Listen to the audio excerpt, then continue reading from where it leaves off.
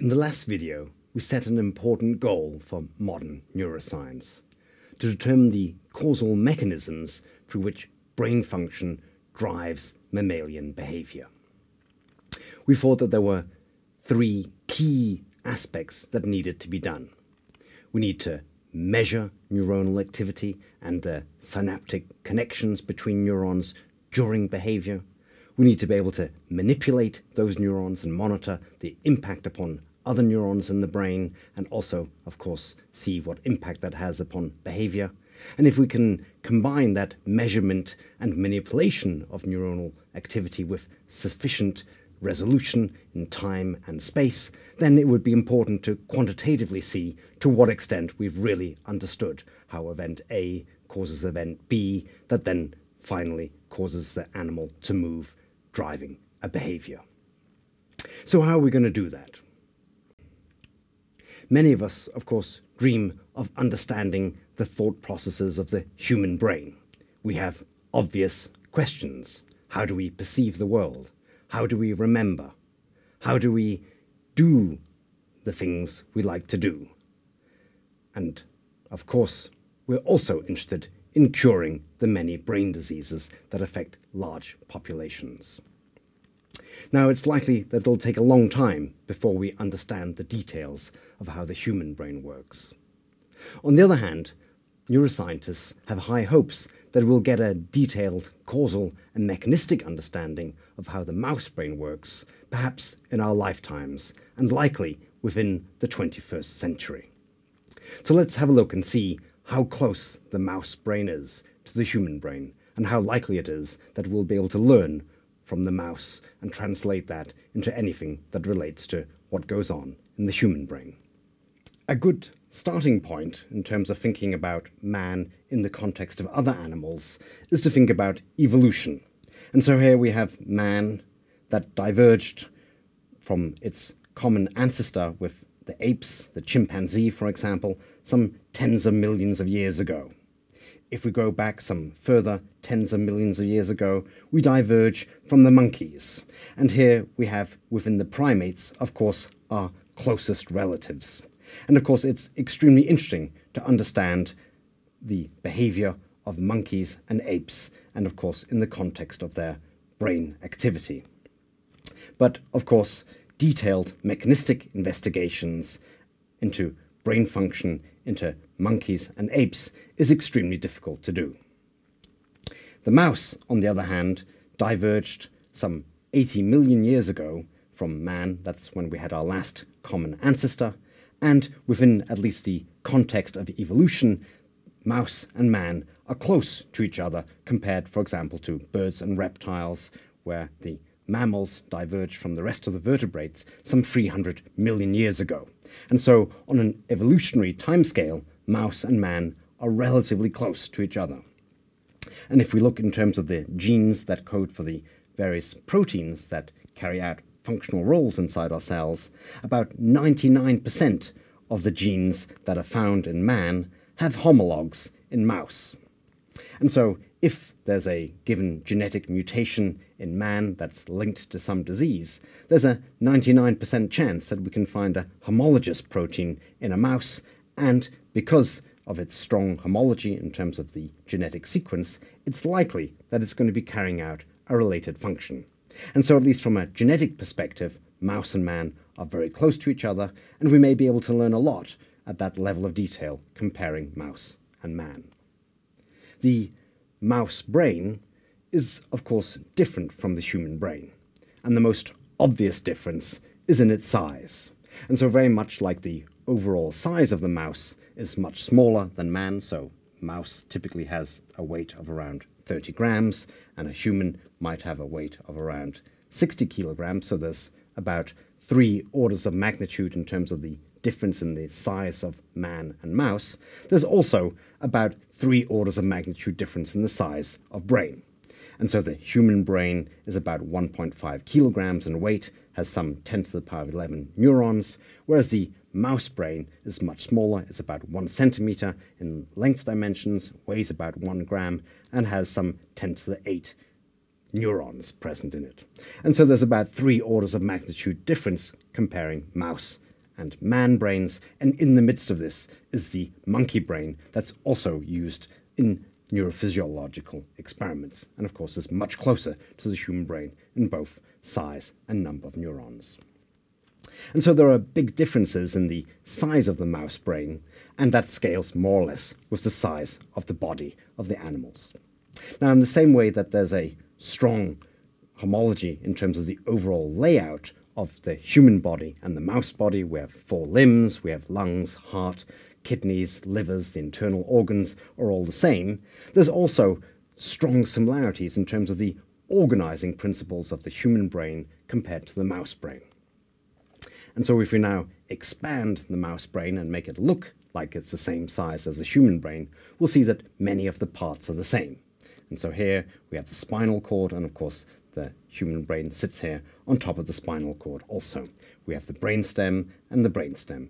We have the cerebellum of the mouse, and we have the cerebellum of man, and here are the large cerebral hemisphere of human that also is there in the mouse in the form of a large neocortex.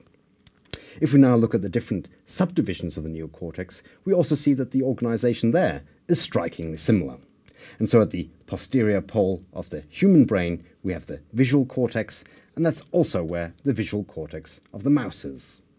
Our feeling of touch, somatosensation, is located around here in the human brain, and it's also somewhere centrally placed here in the mouse brain.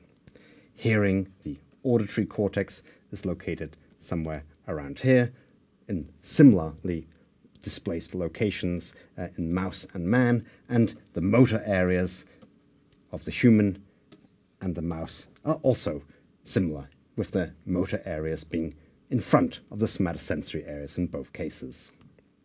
The human brain has a vastly expanded prefrontal cortex that's relatively small in the mouse. On the other hand, the mouse has a relatively large olfactory bulb that's only much smaller in the man, and only just drawn in here, sketched in this particular diagram now by me.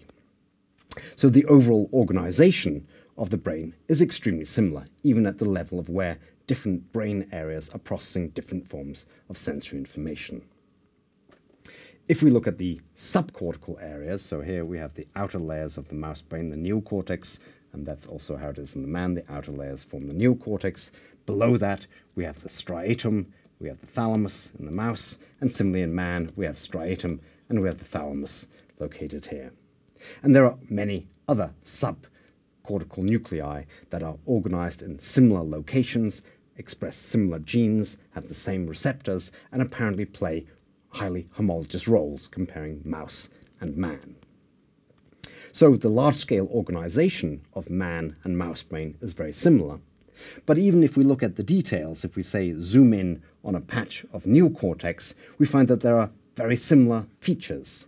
So there are different layers. So the mouse brain is divided into layers that are very obviously different from each other. And you see the same layers in the human brain. And the cells that are present there have a very similar structure. So there are large pyramidal cells in layer 5 in both mouse and man, with big apical dendrites and big dendrites here, tufts in layer 1. Equally, there's GABAergic interneurons present in both man and mouse, and there are strong similarities in the organization then, both of cells and at the large scale, comparing man and mouse. And so by studying the mouse brain, it's likely that we'll learn a lot about how the human brain is organized. Studying the mouse has been greatly helped by a number of large-scale projects that have been undertaken. The Mouse Genome Sequencing Consortium published the mouse genome in 2002, and the entire mouse genome is freely available on a variety of internet websites. And so here from the NCBI, the National Center for Biotechnology Information, you can, for example, search for your favorite gene. Perhaps the AMPA type 2 receptor is what I've searched for here, and if you do that search, you find out that this glutamate receptor is located on chromosome 3 of the mouse genome. You can click on this and you get the entire DNA sequence for the coding region as well as the surrounding introns that then give the promoter sequences for this gene and determine where it's expressed in the mouse brain. So we've learned a lot about the genome sequence of the mouse. And of course, molecular biologists are being able to use that sequence in order to introduce mutations and transgenes into the mouse genome. And so we can also change that mouse genome. And so, for example, if we know of a mutation in a human that's linked to a genetic disease, we can insert that mutation into the mouse genome and study the effects of it. And there are, of course, many different mouse mutants that have been made for many different purposes to try and help the advances in medical research. And typically, when investigators make mutant mice, they then donate those mice to different repositories, which then serve as mouse libraries. And one of the most important ones is the Jackson Laboratory in America, JAX. And if you go to this website, you'll be able to see a complete list of the mice that they have. You can search by different genetic mutations or insertions that have been made. And these mice are then a good way in which different researchers can share their resources. So typically, when a mutant mouse is made, it's deposited here, and then other investigators can take those mutant mice and investigate them for their own particular purposes. And so that's a way in which resources have been shared amongst mouse investigators, and that then helps advance research dramatically. One of the key ways in which we can differentiate different parts of the brain is through gene expression. And so in early development, as the fertilized egg divides and gradually forms the different specializations of the body, our different organs, our different tissues, that is accompanied by differential gene expression. So that's one of the things that differentiates a cell in the kidney from muscle, from brain, is that they express different proteins. They need to do different jobs, and so they express different proteins. And within the brain, there are many different cell types, and in part they can be differentiated through their expression of different proteins.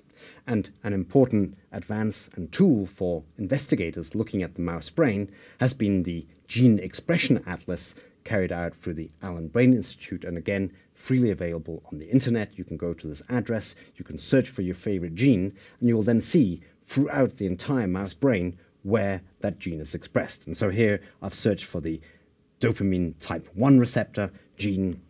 It's stained here through in situ hybridization of sagittal sections of the mouse brain. I'm showing you one particular section here, and you'll see that these black dots here correspond to individual cells that express the dopamine 1 receptor.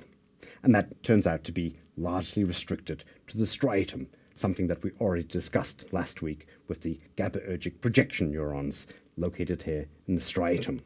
And this, of course, is just one section of the brain. You can look at many other sections, and they have the entire 3D structure reconstructed quantitatively in terms of the density of the in situ hybridization signal. And if you go to the internet, you'll be able to spin this around and get a very good feel for the expression pattern of this particular gene. And that's, of course, extremely important in terms of understanding the anatomy of the mouse brain, and of course in terms of thinking about interventions, treatments, and molecules that will affect brain function. It's extremely important to know where different proteins are actually expressed. And so this mouse gene expression atlas is serving an extremely important role for neuroscience research. The expression of different proteins in different cell types of the brain is clearly extremely important in order to understand the function of these different cell types. And so one thing that we can do through mouse genetics is to label these different cells for expression different types of proteins. And so, for example, we can take green fluorescent protein and put it next to the dopamine type 1 receptor in the mouse genome, and then the cells that express green fluorescent protein are the same ones that express the type 1 dopamine receptor. And so we can then cut brain sections and study the electrophysiology and the synaptic inputs onto these D1 expressing neurons. And that's an extremely important thing in terms of understanding the role of different cell types in the mouse brain.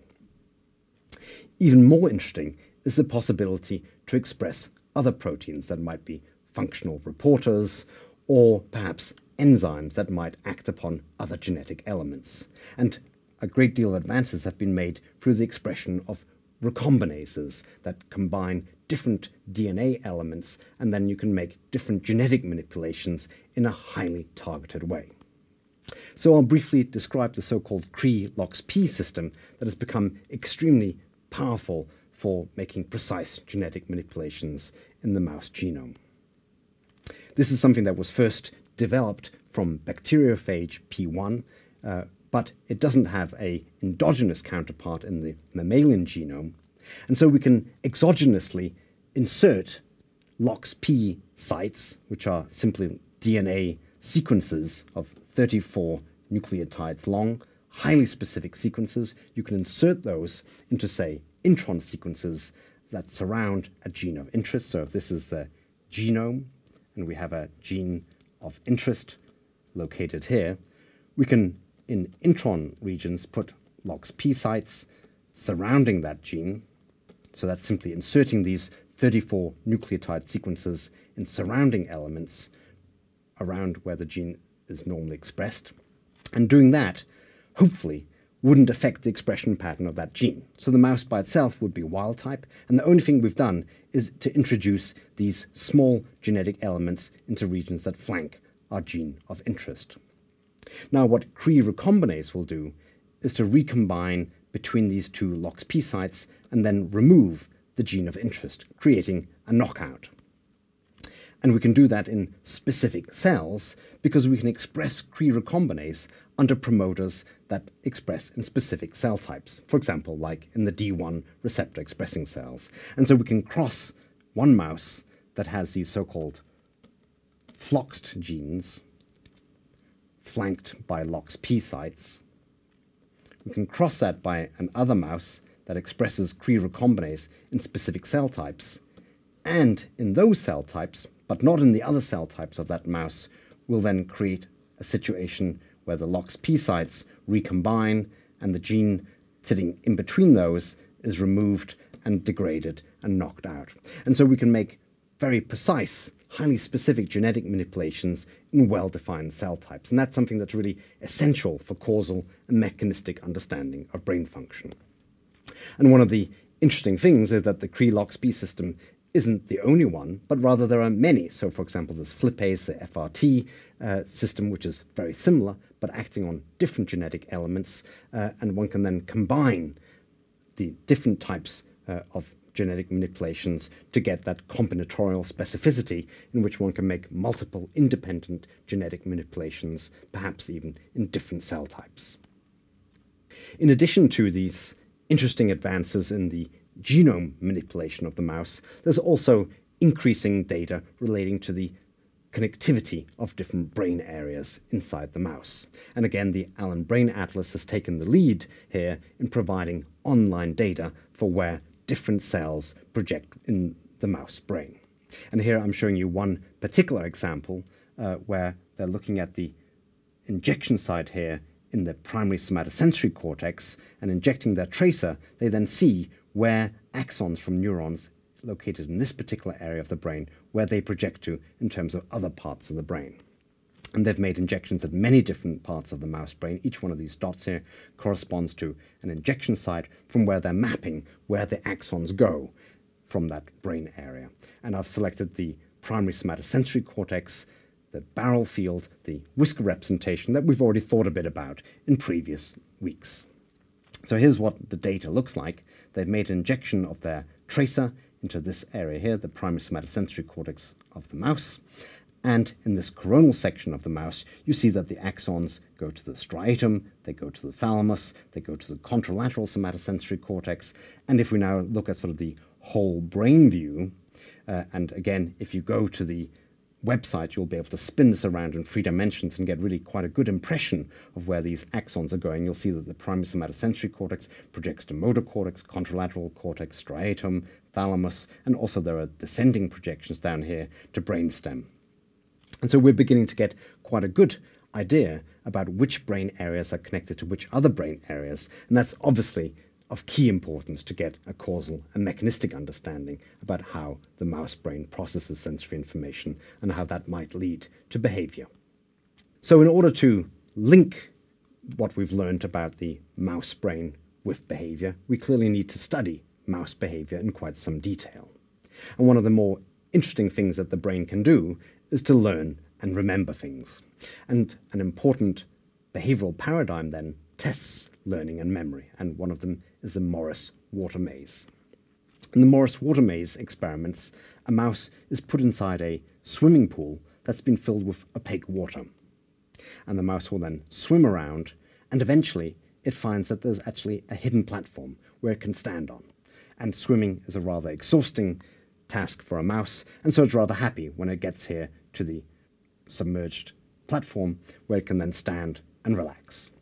And gradually, over days, as the mouse is put in, it learns to swim more and more directly to this hidden platform, guided by visual cues that are placed around it. And so in this example, it'll learn to swim more and more directly towards the star, and that's how it'll locate the hidden platform.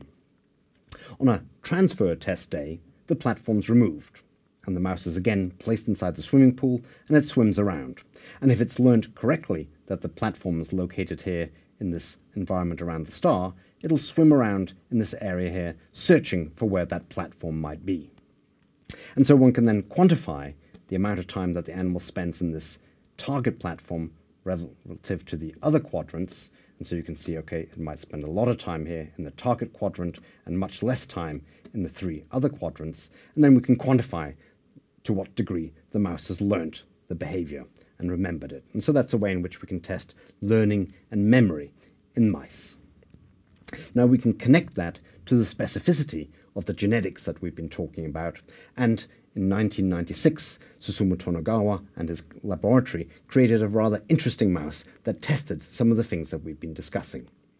So when we were discussing glutamate receptors, we had time to think about long-term synaptic plasticity. And at that time, we said that probably was the basis for learning and memory. And one of the key experiments that supported that has been this experiment here where genetic knockouts, deletions of NMDA receptors have been carried out in highly specific brain areas. And so we discussed that the NMDA receptor during the concomitant activity of presynaptic release of glutamate and postsynaptic depolarization, the magnesium popped off the NMDA receptor, allowing calcium to enter, and that would then start off plasticity processes that might then encode memories.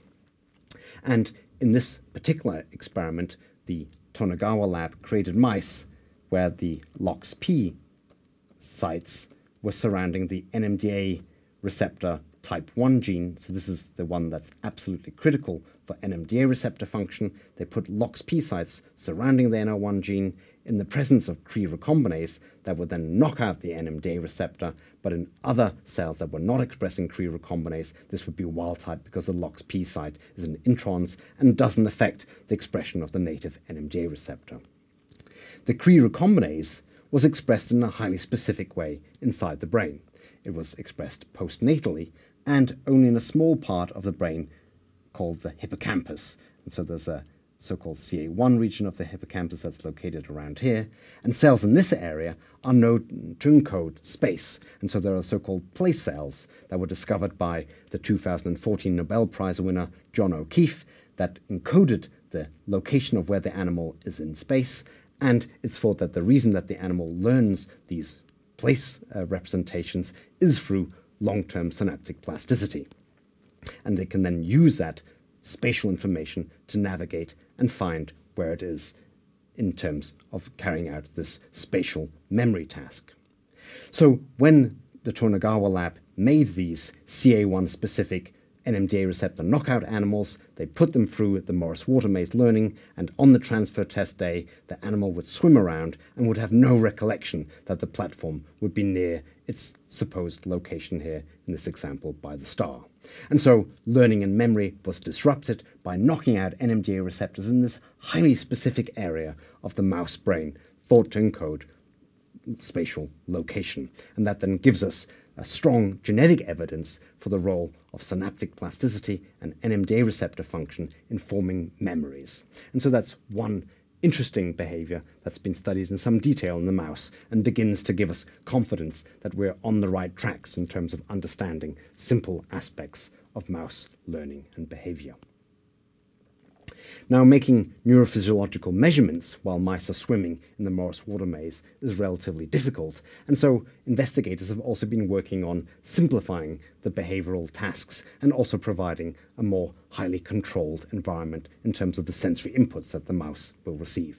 And one of the key steps has been to develop head-restrained mouse behavior, where metal implants are placed on the head of the mouse, and that then stabilizes the mouse brain to the level that there are only micro level movements of individual nerve cells, so we can make high quality neurophysiological measurements, electrophysiology and imaging of the mouse brain.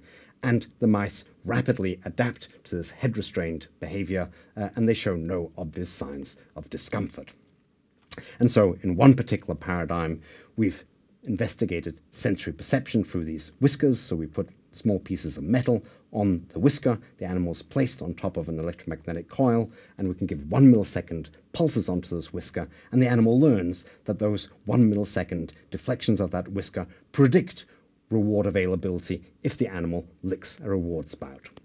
And so here we can begin to study mechanisms of motivation, reward-based learning, and sensory perception in a highly controlled manner. And we can get to that causal and mechanistic understanding of simple behaviors in a head-restrained mouse.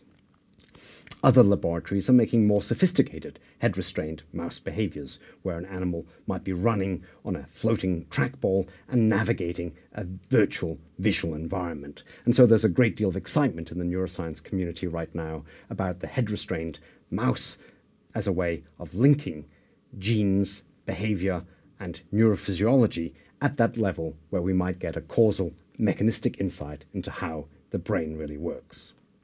So there's a great deal of interest in understanding the mouse brain from a purely scientific point of view, where we're really addressing one of the main frontiers of human knowledge. Another major reason for studying the mouse brain, of course, is to try and understand the mechanisms of brain dysfunction with the hope that we might be able to provide cures or at least new treatments. And so brain diseases make a big impact upon the world, both at the level of individuals and for society as a whole. And so a key goal for neuroscience is to develop better treatments for brain diseases. And clearly, in order to improve our ability to repair the brain, it's really helpful to understand what's going on inside the brain. And so a challenge for many neuroscientists is to see if we can develop rational therapies for brain diseases. And so in the field of so-called translational neuroscience research, we might have a genetic mutation that is linked to a human brain disease, and you put that genetic mutation inside the mouse. There we can study the causal impact of that genetic lesion and see what difference it makes to the brain cells, their connectivity, and also their function during behavior.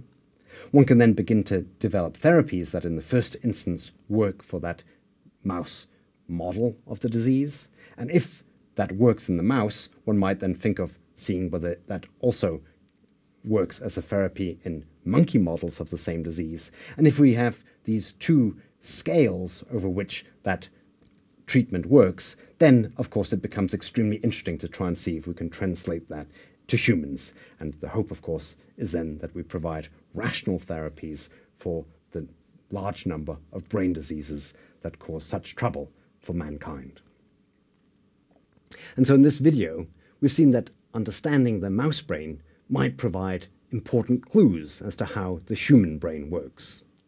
Investigating the mouse brain is being helped by large-scale efforts in terms of molecular biology, gene expression patterns, also in terms of connectivity and general organization of the mouse brain.